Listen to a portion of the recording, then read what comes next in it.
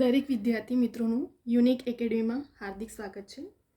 આજે આપણે ફરી એકવાર ગુજરાતી વ્યાકરણનો ટોપિક આપણો છંદ વિશે બીજા પ્રકારો જોવાના છે. બરાબર, આપણે છંદના પાર્ટ 1, પાર્ટ 2, પાર્ટ 3 મેં દરેક પ્રકારના એક પાર્ટના વિડીયો બનાવ્યા છે. તો હવે આપણે આવનારી કોમ્પિટેટિવ એક્ઝામમાં છંદના રિલેટેડ કેવા ટાઈપના ક્વેશ્ચનો પૂછાય છે અને ઇન શોર્ટમાં ઇઝી વેમાં આપણે કેવી રીતે ફટાફટ ઓળખી શકીએ છીએ હવે આપણે જોઈશું ટ્રીક. બરાબર, કે છંદને કેવી રીતે ઓળખવામાં આવે છે અને લાસ્ટ યરમાં કેવી રીતે છંદના 3 માર્ક્સના ક્વેશ્ચનો પૂછાય છે. બરાબર, તો જેથી કરીને આવનારી એક્ઝામમાં પણ તમને ખ્યાલ આવે અને તમને પ્રિપરેશન કરતાં પણ ફાવે. હવે આપણે સ્ટાર્ટ કરશું શાલિની છંદ. શાલિની છંદના અક્ષર કેટલા? 11. બંધારણ શું છે? મનદ ગાગા. શું પૂછાય છે એક્ઝામમાં કે શાલિની છંદના અક્ષર કેટલા? તો આપણને ઓપ્શન આપી દેવામાં આવે છે 11, 12, 13, 15. તો આપણને ખબર હોવું જોઈએ કે ટોટલ અક્ષર 11 છે. 1 માર્ક્સ આપણો અહીં બને છે. બીજું એનું બંધારણ પૂછાય છે. તો બંધારણ શું છે? મનદ ગાગા છે. બરાબર, હવે ઉદાહરણ ત્રીજો 1 માર્ક્સનો પૂછાય છે કે દીઠા તેણે વૃંદ યોગેશ્વરોના, દીઠા તેણે વૃંદ ત્યાં કામિનીના. હવે ઉદાહરણ આપીને જ્યારે ઓળખવાનું હોય છે તો સૌથી પહેલાં તો તમે અક્ષર ગણી કાઢો. ટોટલ અક્ષર આપણા શાલિની છંદમાં કેટલા? 11. તો 1, 2, 3, 4, 5, 6, 7, 8, 9, 10, 11 મળી ગયા 11. પણ 11 અક્ષર તો બીજામાં પણ છે. હવે બીજી કઈ રીતે ઓળખવાનું છે? શાલિની છંદનું બંધારણ શું છે? મનદ ગાગા. બરાબર, તો મેં તમને લાસ્ટ વિડીયોમાં પણ કીધું હતું કે આગળના ફક્ત 3 વર્ડને ધ્યાનમાં લેવાનું, એના પરથી જ આપણે ઝડપથી ઓળખી કાઢશું. જો અહીં શું છે? આ ગુરુ છે, બીજો પણ ગુરુ છે અને ત્રીજો પણ ગુરુ છે. મેં શું કીધું હતું? જો શબ્દમાં તમારા વર્ડમાં કાનો માત્ર સિવાયનું હોય તો લઘુ, અને જો રસ્વઈ દીર્ઘઈ કાનો માત્ર લાગ્યો હોય તો એનું ગુરુ કહેવામાં આવે છે. ફરી એકવાર, જો ખાલી વર્ડ હોય, અહીં હમણાં દીની જગ્યાએ દ હોત તો આપણે લઘુ કહેવામાં આવે છે, પણ અહીં જો બધા સાથે શું કાનો માત્ર રસ્વઈ લાગ્યું છે એટલે ગુરુ ગુરુ ગુરુ. તો હવે અહીં જુઓ, આપણે શોર્ટમાં આને તો તમારે યાદ રાખવું જ પડે, સ્ટ્રક્ચર આના પરથી જ આપણે ઓળખવામાં આવે છે. ચલો, ગુરુ ગુરુ ગુરુ શેમાં આવે છે? ગુરુ ગુરુ ગુરુ. માતાજીવાળામાં આવે છે ગુરુ ગુરુ ગુરુ. બીજા કોઈમાં છે ગુરુ ગુરુ ગુરુ? નથી. તો મ પેલો બંધારણ શેમાં આવે છે? શાલિની છંદનું બંધારણ મનદ ગાગા. તો મ અને આ મ માતાજીવાળામાં આવી ગયું તો તરત આપણે ઓળખાઈ જવામાં હોવું જોઈએ કે એનું બંધારણ મનદ ગાગા છે, એટલે એ શાલિની છંદ છે. ફરી એકવાર, એક તો અક્ષર ટોટલ ખબર હોવું જોઈએ તમને, બીજું એનું બંધારણ તમને યાદ રહેવું જોઈએ, કેમ કે બંધારણ પરથી તમે આને ફટાફટ ઓળખી શકો છો. કેવી રીતે? ફક્ત આગળના 3 શબ્દોને જ ધ્યાનમાં લેવાનું, બીજું બધું આપણે જોવાનું જ નથી. પહેલાં તો અક્ષર ગણી કાઢીએ આપણે 11 છે, બીજું એનું બંધારણ. તો બંધારણમાં મેં શું કીધું હતું કે બંધારણ આપણે જ્યારે ઓળખવાનું હોય કે ફક્ત આગળના 3 શબ્દોને જ લેવાના. શું છે? જો શબ્દમાં રસ્વઈ દીર્ઘઈ કાનો માત્ર હોય તો એને ગુરુ કહેવામાં આવે છે. ગુરુ એટલે યુ જેવો આકાર હોય એને ગુરુ કહેવામાં આવે છે. બરાબર, શેપ હોય છે ને યુ જેવો, એનું ગુરુ કહેવામાં. અને માઇનસ ખાલી લાઇનિંગ હોય છે એને લઘુ કહેવામાં આવે છે. અહીં આપણું બધા જોડે કાનો માત્ર છે, દી ઠા તેજ સુધી જુઓ, ગુરુ ગુરુ ગુરુ. તો આ બધામાંથી જુઓ ગુરુ ગુરુ ગુરુ. તો મ બંધારણ પહેલો કોનો છે? શાલિનીનો મ. પકડાઈ ગયું? બસ આટલામાં જ ઓળખાઈ ગયું આપણું કે શાલિની છંદ છે. બરાબર, એવી રીતે ઓળખવામાં આવે છે. ત્યાર પછી આવે છે આપણું ઇન્દ્રવજા. ઇન્દ્રવજામાં અક્ષર કેટલા ટોટલ? 11. કેટલા છે અક્ષર? 11. બંધારણ તત જ ગાગા. આ યાદ રાખજો, પૂછાય છે એક્ઝામમાં. એના અક્ષર પૂછાય છે, એનું બંધારણ પૂછાય છે.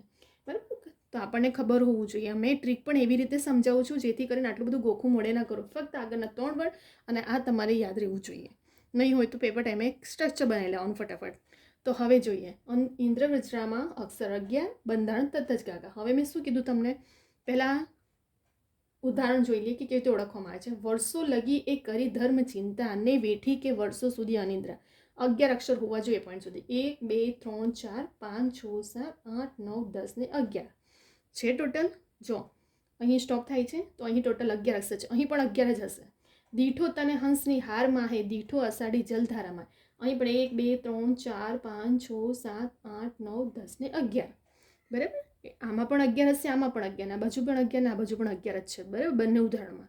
હવે બંધારણ શું છે? તત જ ગાગા. મેં શું કીધું તમને? ફક્ત અને ફક્ત 3 વર્ડ જોવાના. ચલો, દી ઠો ત. દી શું છે? ગુરુ છે. ઠો પણ શું છે? ગુરુ છે. અને ત શું છે? લઘુ છે, કેમ કે ત જોડે કોઈ પણ કાનો માત્ર નથી. તો શું બન્યું? ગુરુ ગુરુ લઘુ. ચલો, ગુરુ ગુરુ લઘુ જોવામાં, ગુરુ ગુરુ લઘુ. બીજામાં જો છે એવું નથી, ફક્ત તારાજમાં છે ગુરુ ગુરુ લઘુ. ગુરુ ગુરુ લઘુ.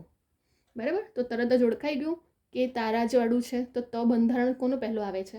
ઇન્દ્રવજ્રાનો. મળી ગયું તાત્કાલિક આપણને ઉદાહરણ.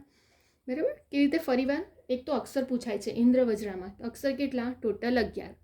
બંધારણ તત જ ગાગા. હવે આપણે જ્યારે એક્ઝામમાં પૂછાય છે અક્ષર પૂછાય છે, બંધારણ પૂછાય છે, એક એક 2 માર્ક્સ કવર થઈ ગયા. ઉદાહરણ પૂછવામાં આવે છે. જ્યારે ઉદાહરણ પૂછવામાં આવે ત્યારે અક્ષર તો ગણી જ કાઢવાના પહેલાં. બીજો, જ્યારે તમને બીજા નીચે શાલિની પણ આપી દીધું હોય ઉપેન્દ્ર, તો ત્રણેયમાં તો અક્ષર તો 11 જોવાના. તો બીજે આપણે કઈ રીતે ઓળખશું? બંધારણની રીતે ઓળખવામાં આવે છે. બીજો એક માર્ક્સ પૂછાય છે બંધારણનો, તત જ ગાગા. હવે ત્રીજો એક ઉદાહરણ પૂછાય છે ઉદાહરણની રીતે, કે નીચેમાંથી તમને સેન્ટેન્સ આપી દેવામાં આવે છે અને પૂછવામાં આવે છે કે છંદને ઓળખો. તો મેં શું કીધું? ફક્ત આગળના 3 શબ્દો, બીજું કશું જોવાનું નથી આપણે. આગળના 3 શબ્દો જો દી ઠો ત સુધી જુઓ. શું છે આ? ગુરુ ગુરુ લઘુ.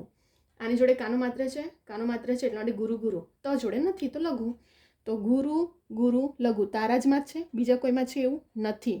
એટલા માટે ત બંધારણ કોનો પહેલો છે? બંધારણ ત ઇન્દ્રવજ્રનો. મળી ગયું, આપણે ઓળખાઈ ગયું કે ઇન્દ્રવજ્ર ઉદાહરણ છે, છંદ છે. બરાબર, હવે જોઈશું ત્રીજું ઉપેન્દ્રવજ્રા. હવે એમાં અક્ષર કેટલા? ટોટલ 11. બંધારણ જતજ ગાગા. 1 માર્ક્સ આપણો શું પૂછાય છે? ઉપેન્દ્રવજ્રનો ટોટલ અક્ષર કેટલા છંદ છે ઉપેન્દ્રવજ્રમાં? તો અક્ષર 11, 12, 13, 15. તો ટોટલ કેટલા? 11. 1 માર્ક્સ અહીં કવર થયું આપણો. બીજો બંધારણ પૂછાય છે તો જતજ ગાગા. તમને બંધારણ નીચે ઓપ્શનમાં આપી દેવામાં આવશે, તો તમને ખબર હોવું જોઈએ કે જતજ ગાગા એ ઉપેન્દ્રવજ્રનું શું છે? બંધારણ છે. હવે આપણે ઉદાહરણ દ્વારા સમજીએ. અગાતા તાગ્યો લવણામ્યુમ્બ્યુ રાશિ અને મનુષ્યના અંતરનો જગત તણો. બરાબર, હવે અહીં 11 અક્ષર ટોટલ હોવા જોઈએ. 1, 2, 3, 4, 5, 6, 7, 8, 9, 10 ને 11 જોઈન્ટ હોય એને સાથે ગણવામાં આવે છે એક ટોટલ. બરાબર, જેમ કે તાગ્યો છે તો આને એક નામ એક ગણવામાં આવે છે. બરાબર, હવે મેં શું કીધું? ફક્ત આગળના 3 શબ્દો જુઓ. અહીં શું બને છે? આ લઘુ છે, આ લઘુ ગુરુ ગુરુ.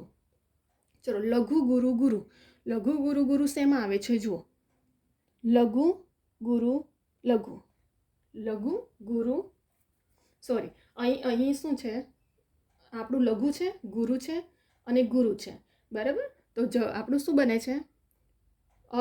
અગાતા છે, તો એના પ્રમાણે બંધારણ શું બને છે? આપણું જત જ ગાગા. બરાબર, તો જત જ ગાગા, જત જ, તો શું આવે છે? લઘુ ગુરુ લઘુ. બરાબર, અહીં અગાતા નથી, અગાત છે. બરાબર, અહીં આ લઘુ છે, અગાત તાગ્યો છે. બરાબર, ચલો, તો શું બને છે આપણું? લઘુ ગુરુ લઘુ. તો જ બંધારણ કોનું છે? ઉપેન્દ્રવજ્રનું. ઓળખાઈ ગયું તરત જ આપણને. બરાબર, એવી જ રીતે આપણે બીજું ઉદાહરણ છે. અરે ન કીધા ફૂલ કેમ આંબે, ક્યાં વળી કંટક સા ગુલાબે. ચલો, ફક્ત મેં શું કીધું? આગળના 3 શબ્દો. અ શું છે? અ જોડે કાનો માત્ર છે? નથી, તો લઘુ. ર જોડે કાનો માત્ર છે? હા, તો એ ગુરુ. ન જોડે છે? નથી, તો લઘુ. તો શું બન્યું આપણી પાસે? લઘુ ગુરુ લઘુ, લઘુ ગુરુ લઘુ. જ કોનો બંધારણ છે? ઉપેન્દ્રવજ્રનો. ઓળખાઈ ગયું તરત જ આપણને. બરાબર, છંદને ઇન શોર્ટમાં આના કરતાં કોઈ પણ શોર્ટ મેથડ નથી. એકદમ ઇઝી ને શોર્ટ ટ્રીક છે.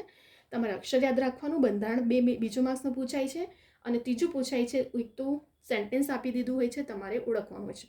તો અક્ષર તો મોસ્ટલી સેમ હોઈ શકે છે, પરંતુ બીજા આગળના ફક્ત 3 શબ્દોને ઓળખવાના હોય છે. જે મેં તમને કીધું, જો શબ્દ જોડે કાનો માત્ર, ફરી એક વખત કહું છું કે જો શબ્દ જોડે કાનો માત્ર હોય તો એને ગુરુ કહેવામાં આવે છે. ન જોડે છે કશું કાનો માત્ર નથી તો એને લઘુ. લઘુ કેવો હોય છે?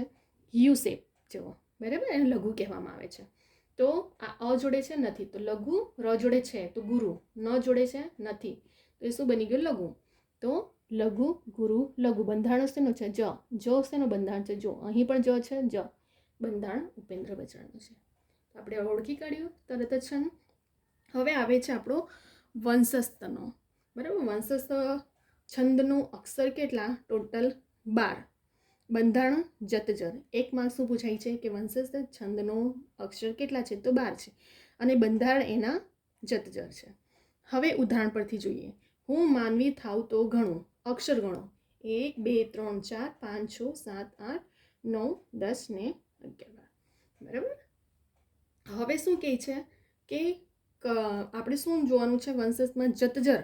તો જતજર એનું બંધારણ છે. કેવી રીતે ઓળખવાનું મેં તમને કીધું. બીજો એક ઉદાહરણ છે. કરેલ આમંત્રણ ધર્મરાજને રમાડવા ધૃત અનિષ્ટ ભાજને. સૌથી પહેલાં બંધારણ જુઓ. શું છે આ? લઘુ ગુરુ લઘુ. તો લઘુ ગુરુ લઘુ, લઘુ ગુરુ લઘુ મળી ગયું. તરત જ જગત જતજર વંશસ્થનું છે. બરાબર, તરત જ ઓળખાઈ જાય છે. 3 4 5 6 7 8 9 10 11 ને 12. બરાબર, ટોટલ કેટલા છે? 12 અક્ષર થયા આપણે.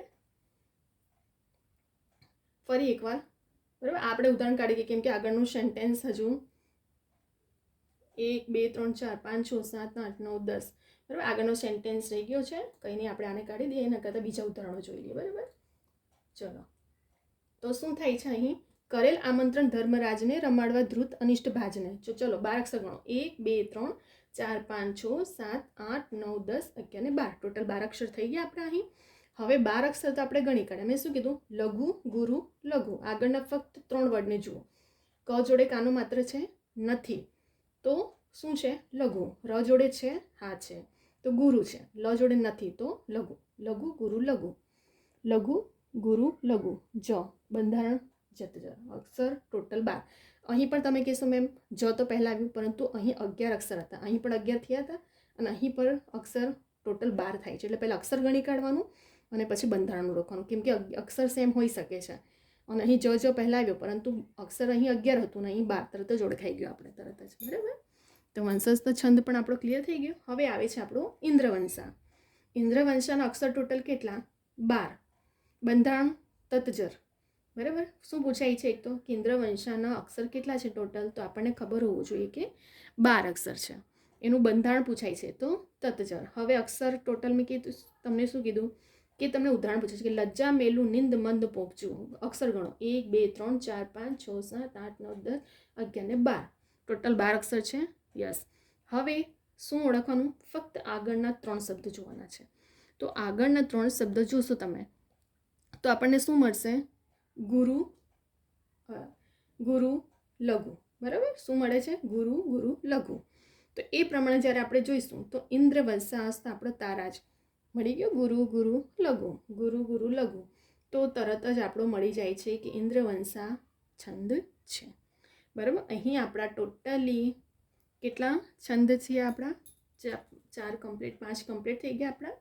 બરાબર, હવે આપણે ફરી એક વખત રિવિઝન કરી લઈએ કેવી રીતે પૂછાય છે, કેવી રીતે તમને આઈએમપી છે. બરાબર, એક તો શાલિની છંદ, ફટાફટ રિવિઝન કરી લઈએ. અક્ષર 11. બંધારણ મન્નત કાકા. બરાબર, 1 માર્ક્સ અહીં, બીજો માર્ક્સ અહીં, ત્રીજો માર્ક્સ ઉદાહરણ આપીને પૂછે છે. તો ઉદાહરણ આપીને પૂછે ત્યારે ગણો. 2 3 4 5 6 7 8 9 10 11. અક્ષર કમ્પ્લીટ છે. યસ, તો શાલિની છંદના અક્ષર 11. હવે બસ ફક્ત આગળના 3 શબ્દો જોવાના. તો આગળના 3 શબ્દમાં શું છે? કાનો માત્ર હોય તો એને ગુરુ અને કાનો માત્ર ના હોય તો લઘુ. તો ગુરુ ગુરુ ગુરુ, ગુરુ ગુરુ ગુરુ. મ બંધારણ કોનો પહેલો છે? મન્નત કાકા. કોનો છે? શાલિનીનો. તરત જ ઓળખાઈ ગયો. બીજામાં ઇન્દ્રવંશા અક્ષર 11. બંધારણ તત જ કાકા. બરાબર, તો 2 માર્ક્સ આપણા અહીં થયા કવર. ત્રીજો ઉદાહરણ આપીને પૂછવાનું છે. તો દીઠો તને હંસની હાર માહે દીઠો અસર. આ બધામાં 11 અક્ષર છે. ગણી કાઢો. 1 2 3 4 5 6 7 8 9 10 11. 1 2 3 4 5 6 7 8 9 10 ને 11. તમે જાતે બી ગણજો. 11 જ અક્ષર બંને સેન્ટેન્સમાં બનશે. હવે બીજું કઈ રીતે ઓળખવાનું? તો શું છે? ગુરુ ગુરુ લઘુ. તો ગુરુ ગુરુ લઘુ જુઓ. ગુરુ ગુરુ લઘુ તારા જ. તો બંધારણ કોનો છે? ઇન્દ્રવજ્રાનો. ઓળખાઈ ગયો તરત જ છંદ. ત્યાર પછી આવે છે આપણો ઉપેન્દ્ર વજ્રા. અક્ષર 11. બંધારણ જતજ કાકા. હવે અક્ષર આપણે 1 માર્ક્સનું પૂછાઈ જાય. બીજું બંધારણ 1 માર્ક્સ, 2 માર્ક્સ થઈ ગયા. ત્રીજું ઉદાહરણ આપીને પૂછવામાં આવે છે.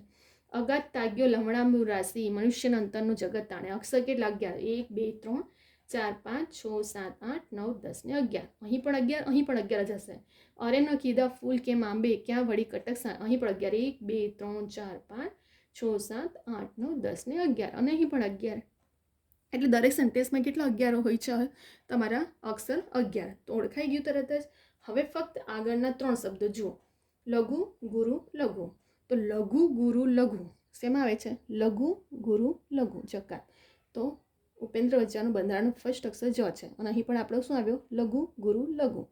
તો કયો છે? ઉપેન્દ્ર વજ્રા. બરાબર, ઇન શોર્ટ, એકદમ શોર્ટ ટ્રીક ઓળખવાની ફક્ત આગળના 3 વર્ડ પરથી. ત્યાર પછી વંશસ્થ છંદ અક્ષર 12. બંધારણ જતજર. હવે 1 માર્ક્સ આપણો અહીં પૂછાય છે અક્ષરનો, બીજો બંધારણનો. 2 માર્ક્સ થઈ ગયા. ત્રીજું ઉદાહરણ. કરેલ આમંત્રણ ધર્મરાજને રમાડવા ધ્રુત અનિષ્ટ ભાજને. અક્ષર 12. 1 2 3 4 5 6 7 8 9 10 11 ને 12. અહીં પણ 12 ને અહીં પણ 12 જ અક્ષર હશે. બરાબર. બીજું કઈ રીતે ઓળખવાનું? લઘુ ગુરુ લઘુ. તો લઘુ ગુરુ લઘુ, લઘુ ગુરુ લઘુ, લઘુ ગુરુ લઘુ. જ તો જો બની ગયું તરત જ. યાદ રાખજો, જો શબ્દ વર્ડ જોડે કાનો માત્ર લાગ્યો હોય તો એને ગુરુ કહેવામાં આવે છે, અને ફક્ત કંઈ કાનો માત્ર ના હોય તો એને લઘુ કહેવામાં આવે છે. આ ડેસવાળું જે ચિહ્ન દેખાય છે તેને ગુરુ કહેવામાં આવે છે, અને યુ શેપ હોય એને લઘુ કહેવામાં આવે છે. બરાબર. અને ફક્ત આગળના 3 શબ્દ વડે છંદને ઓળખવામાં આવે છે. તો આગળના 3 વર્ડમાં લઘુ ગુરુ લઘુ. લઘુ ગુરુ લઘુ અક્ષર 12 છે. યસ. બીજું શું ઓળખવાનું? ફક્ત આગળના 3 શબ્દ. બંધારણ જ તો મળી ગયો વંશસ્થ છંદ. આ તો તમારે યાદ રાખવું જ પડશે, અક્ષર અને બંધારણ. બરાબર. હવે ઇન્દ્રવંશા અક્ષર કેટલા? 12. બંધારણ તત્જર. લજ્જા મેલું નિંદ પોપછું. બરાબર. તો એના પણ ટોટલ અક્ષર 12 છે. યસ છે. બીજું એનું બંધારણ તત્જરમાં થાય છે. તો તત્જરમાં ગુરુ ગુરુ લઘુ મળી ગયું ઇન્દ્રવંશા. તો અહીં આપણે ટોટલી છંદ શાલિની, ઇન્દ્રવજ્રા, ઉપેન્દ્રવજ્રા, વંશસ્થ અને ઇન્દ્રવંશા આપણે કમ્પ્લીટ થઈ ગયું. આના કરતાં શોર્ટ ટ્રીક તમને બીજે કશે છંદની નહીં મળે. એક માસ અક્ષરનો પૂછાય છે, બીજું બંધારણનો પૂછાય છે, અને ત્રીજું ઉદાહરણ આપીને સેન્ટેન્સ કે છંદને ઓળખો.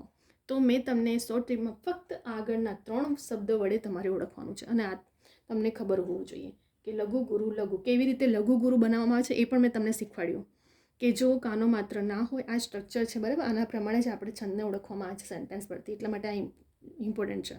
મેં બાજુમાં લખી દીધું સાઈડમાં સમજવા માટે તમારા ખાતર. બરાબર. તો અહીં લઘુ ગુરુ ગુરુ લઘુ. કાનો માત્ર ન હોય તો લઘુ કહેવાય. ત્રણેય જોડે છે તો ગુરુ ગુરુ ગુરુ, ગુરુ ગુરુ ગુરુ. તો મ બંધારણ મ છે, અહીં પણ મ આવી ગયો, તરત જ શાલિની છે. બરાબર. એવી રીતે આપણે છંદને ઓળખીએ છીએ. તો આપણે લાસ્ટ પણ મારા તમે વિડીયો જોશો છંદના દરેક પ્રકાર વિશે મેં ઇન શોર્ટમાં કેવી રીતે ઓળખવામાં આવે છે, કેવા ટાઈપના ક્વેશ્ચનો 3 માર્ક્સના બને છે એક જ છંદમાંથી, તે પણ મેં તમને સમજાવી દીધું. આવનારી દરેક કોમ્પિટિટિવ એક્ઝામમાં પ્રિલિમ મેન બંનેમાં યુઝફુલ છે તમને આ. તો 3 માર્ક્સ પણ બહુ ઇમ્પોર્ટન્ટ હોય છે છંદમાં, ગુજરાતી વ્યાકરણમાં મેરિટમાં આવવા માટે. બરાબર. કેમ કે કોમ્પિટિશન બહુ ટફ ચાલી રહ્યો છે. તમે હમણાં લેટેસ્ટની પણ વેકેન્સીઓ જોઈ અને એના પ્રમાણે ફોર્મ કેટલા ભરાઈ રહ્યા છે એ પણ તમે જોયું. બરાબર. તો આપણે જો પછી મેરિટમાં આવું છે તો આપણે કમ્પ્લીટલી પ્રિપરેશન હોવું જોઈએ કે એક પણ માર્ક્સ આપણો જવો ન જોઈએ. કેમ કે ફક્ત એક ટોપિક કરી લેવાથી નહીં મેળ પડશે તમને, કે ફક્ત રિઝનિંગ કરી લીધું કે આપણે તો ઓવરઓલ સિલેબસ કવર કરવો પડશે મેરિટમાં આવવા માટે. અને મેં તમને શોર્ટમાં છંદની કેવી રીતે ટ્રીક કેવી રીતે યુઝફુલ છે, બરાબર, અને કેવી રીતે સમજાવવામાં આવે છે, કેવી રીતે ઓળખમાં ફક્ત આગળના 3 વર્ડ પરથી. બરાબર. અને આ ફક્ત એવું નથી કે કોમ્પિટિટિવ એક્ઝામના સ્ટુડન્ટ્સ માટે જ યુઝફુલ છે, પરંતુ 9th 10th 11th 12thમાં પણ છંદ વિશે પૂછાય છે. કોલેજમાં પણ તમે આગળ જેમ જેમ જશો, બરાબર, આર્ટ્સવાળા સ્ટુડન્ટ્સને ટેટ ટાટ બધા, તો મોસ્ટલી આપણે દરેક સ્ટુડન્ટને આ યુઝફુલ ટોપિક છે. બરાબર. તમે આનો સ્ક્રીનશોટ લઈ શકો છો, એક નોટબુક બનાવીને રાખો જેથી કરીને આ બધા ટોપિકને લખીને રાખો. અને તમારે મોડે તો કરવું પડશે, હવે આ બંધારણના અક્ષર તો યાદ રાખવું જ પડશે. બરાબર. અને તમે જાતે પણ એક વખત પ્રેક્ટિસ કરીને જુઓ જેથી કરીને તમને ઇઝી પડે. બરાબર. અને ફક્ત રિવિઝનના ટાઈમે એક્ઝામના ટાઈમે એન્ડમાં રિવિઝન કરવાનું રહી જાય તમને. તો હવે આપણે અહીં વિડીયોને સ્ટોપ કરી રહ્યા છે. તમે આના સ્ક્રીનશોટ લઈ લો. જો તમને આ વિડીયો ગમે તો તેને લાઇક કરો, શેર કરો, કમેન્ટ કરો અને સબસ્ક્રાઈબ કરો. અને બીજા બધા સ્ટુડન્ટને પણ શેર કરો જેથી કરીને દરેક સ્ટુડન્ટ સુધી આ વિડીયો પહોંચે. બરાબર. કેમ કે છંદ એવો ટોપિક છે ને કે જ્યાં મોસ્ટલી તમને આટલું ઇઝી ટ્રીકમાં નથી શીખવા મળતું. બરાબર. કે કેવી રીતે ક્વેશ્ચનો પૂછાય છે, કેવા ટાઈપના તમને કન્ફ્યુઝ તમને કરી શકે છે. અક્ષર તો ઘણામાં અક્ષર તો ત્રણેયમાં સેમ છે, પરંતુ બીજું એક બંધારણની રીતે પણ ઓળખ, અને બંધારણને ઇન શોર્ટમાં ફક્ત આગળના 3 વર્ડ વડે કેવી રીતે આપણે ઝડપથી ઓળખી શકીએ છીએ. બરાબર. તો અહીં આપણો ટોપિક સ્ટોપ થાય છે હવે છંદનો. હવે આપણે તમે મારા લાસ્ટ વિડીયો પણ જોશો છંદના. મેં દરેક છંદના પ્રકાર વિશે મેં વિડીયો બનાવ્યા છે, તો મારા દરેક ઓલ્ડ વિડીયો પણ જુઓ તમે. એમાં દરેક ટોપિક છે એકદમ ડીપમાં, તમને ડેફિનેશન સાથે કેવી રીતે બધું એક એક પોઈન્ટ મેં હાઇલાઇટ કર્યું છે. કેમ કે અમુક સ્ટુડન્ટને લઘુ ગુરુ પણ નથી ખબર હોતું, તો મેં લઘુ ગુરુ કેવી રીતે બને છે એ પણ મેં સમજાવ્યું છે. જેને કાનો માત્ર હોય તો એને ગુરુ કહેવામાં આવે છે, ન હોય તો લઘુ કહેવામાં આવે છે. આગળના 3 શબ્દ પરથી કેવી રીતે ઓળખવામાં આવે છે એ પણ મેં તમને સમજાવી દીધું છે. બીજું, મારી એક કવિતા યુનિક એકેડમી ઇન્સ્ટાગ્રામની આઈડી છે જેમાં દરેક લેટેસ્ટ અપડેટ કરવામાં આવે છે. તો તમને કોઈ એક્ઝામ રિલેટેડ ક્વેરી હોય તો તમે મને એના પર ફોલો કરી શકો છો, પૂછી પણ શકો છો. બરાબર. અને જેવી રીતે કીધું કે મારા દરેક વિડીયો એવું નથી કે ફક્ત એક એક્ઝામ માટે યુઝફુલ છે, દરેક કોમ્પિટિટિવ એક્ઝામ માટે યુઝફુલ છે. અને એવું નથી કે ફક્ત પ્રિલિમ માટે, કેમ કે પ્રિલિમ અને મેન પછી બહુ ટાઈમ નથી રહેતો. તો પ્રિલિમ અને મેન બંનેમાં તમને યુઝફુલ રહેશે લાઈફ ટાઈમ. બરાબર. કોઈ પણ ટોપિકને તમે જ્યારે ક્લિયર કરો છો ફક્ત ગોખીને બધું બુકો વસાવીને મોઢે કરવાથી મેળ નથી પડવાનો. કેમ કે ફરી તમને એ જ વસ્તુ કરવું પડશે. એના કરતાં એના નિયમોને સમજો. ઓથેન્ટિક બુકના પ્રમાણે આપણા ગવર્મેન્ટ જે પબ્લિશ કરે એના નિયમો શું છે, એને કેવી રીતે ઓળખવામાં આવે છે, એને સમજો, એના નિયમને સમજો. બરાબર. તો તમે એને કેવી રીતે બધા આખું ડીપમાં મેં બધું કમ્પ્લીટલી પોઈન્ટ ટુ પોઈન્ટ તમને સમજાવી દીધું છે અહીં. તો હવે આપણે નેક્સ્ટ વિડીયો પણ લઈને આવશું. તમે સબસ્ક્રાઈબ કરીને નોટિફિકેશન ઓન રાખજો, જેથી કરીને મારા જેટલા પણ લેટેસ્ટ લેક્ચર અપડેટ થાય છે અને બીજું જેટલા પણ એક્ઝામ રિલેટેડ ઇન્ફોર્મેશન હોય છે એ પણ હું અપડેટ કરું જ છું. બરાબર. જેથી કરીને કોઈ પણ સ્ટુડન્ટ, કેમ કે ઘણા સ્ટુડન્ટ મને ઇન્સ્ટાગ્રામમાં પૂછતા હોય છે મારી એકેડમી આઈડીની કે મેમ આ એક્ઝામ, તો દરેકને લેટેસ્ટ અપડેટ મળે એના માટે બેલ આઇકોનને ઓન રાખો, જેથી કરીને કોમ્પિટેટિવ એક્ઝામ રિલેટેડ ઇન્ફોર્મેશન તમને મળતી રહે અને દરેક લેક્ચરના વિડીયો માટે પણ નોટિફિકેશન તમને તાત્કાલિક મળી જાય. બરાબર. તો સબસ્ક્રાઈબ કરીને નોટિફિકેશન બેલ આઇકોન ઓન કરવાનું ભૂલતા નહીં. લાઇક કરજો, કમેન્ટ કરજો અને બીજા બધા સ્ટુડન્ટને પણ શેર કરજો, કેમ કે ઘણા સ્ટુડન્ટ્સ છે જે કોચિંગ નથી એફર્ડ કરતા, તો એમના સુધી પણ વિડીયો પહોંચે અને શોર્ટમાં છંદને કેવી રીતે ઓળખવામાં આવે છે. આપણે એકદમ ઇઝી અને શોર્ટ ટ્રીક જોઈ. એના કરતાં ઇઝી અને શોર્ટ ટ્રીક અને નિયમો સાથે, ઓથેન્ટિક બુકના નિયમો સાથે મેં બધું આખો વિડીયો બનાવું છું અને તમને ડીપમાં પણ સમજાવું છું કે કેવી રીતે ટાઈપના ક્વેશ્ચનો પૂછાય છે અને તમને પ્રિલિમ મેનમાં કેવી રીતે યુઝફુલ થશે. અહીં એક છંદમાં 3 માર્ક્સના તમારું કવર થઈ જાય છે. તો આ જ્યારે 3 વર્ડમાં ફક્ત 3 માર્ક્સનું કવર થઈ જતું હોય અને ફક્ત આગળના 3 શબ્દ વડે શોર્ટ ટ્રીક આ સ્ટ્રક્ચર પ્રમાણે તરત જ બંધારણ પરથી કેવી રીતે છંદને ઓળખવામાં આવે છે એ પણ મેં તમને અહીં સમજાવી દીધું છે. બરાબર. તમે મારા લાસ્ટ છંદના ટોપિક પાર્ટ 1, પાર્ટ 2, પાર્ટ 3માં એવી રીતે દરેક વિડીયો છંદના, કેમ કે છંદના પ્રકારો ઘણા બધા છે, માત્ર મેળ છંદના અલગ છે, પછી અક્ષરવાળાના અલગ છે, તો આપણે દરેકના મેં વિડીયો બનાવ્યા છે, જેથી કરીને કોમ્પિટેટિવ એક્ઝામમાં મેરિટમાં આવવા માટે એક પણ માર્ક્સ રહી ન જ રહ્યું છે. હાર્ડ પ્રિપરેશન નહીં, સ્માર્ટ પ્રિપરેશન કરો. અને આ જે ટ્રીક છે ને આને સ્માર્ટ પ્રિપરેશન કહેવામાં આવે છે. તમે આટલા બધા સેન્ટેન્સને ગોખીને કશું મેળ નથી પડવાનો, બધી બુકો વસાય. લિમિટેડ રાખો અને જેટલો ટોપિક કરો એટલો કમ્પ્લીટલી પ્રિપરેશન કરો, જેથી કરીને તમને ગમે ત્યાં લાઈફ ટાઈમ પણ તમને આ ટોપિક અને આ ટ્રીક યુઝફુલ રહેશે. બરાબર. કેમ કે આ ઇમ્પોર્ટન્ટ ટોપિકો છે. એવું નથી ફક્ત ક્લાસરૂમ, જીપીએસસીની એક્ઝામમાં પણ તમારું વ્યાકરણનો ટોપિક મેનમાં પણ હોય જ છે. તો દરેક માટે આ યુઝફુલ છે, પ્રિલિમ મેન બંને માટે. બરાબર. અને કેવી રીતે ઓળખવામાં આવે છે એના અક્ષર, એના બંધારણ આપણે બધું જોઈ લીધું અહીં ક્લિયરલી. તો હવે આપણે વિડીયોને સ્ટોપ કરી રહ્યા છે. હવે આપણે નેક્સ્ટ વિડીયો લઈને આવશું બીજા બધા ટોપિકો સાથે અને બીજા છંદના પ્રકારો સાથે. એક પણ છંદનો પ્રકાર રહી ન જવું જોઈએ આપણો. બરાબર. હવે આપણે નેક્સ્ટ વિડીયો જોઈશું.